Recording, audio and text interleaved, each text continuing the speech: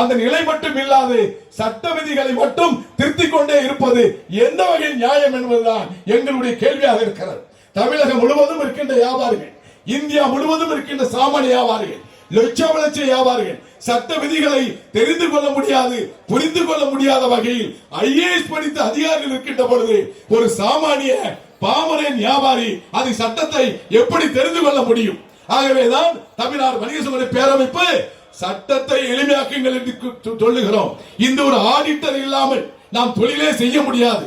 ஒரு கணக்காளர் என்பது நாம் தொழிலை வாங்குகிறோம், பொருளை வாங்குகிறோம், விற்பனை செய்கின்றோம். ஆனால் அத்தனை கணக்கும் ஆடிட்டர் கையில இருக்கிறது.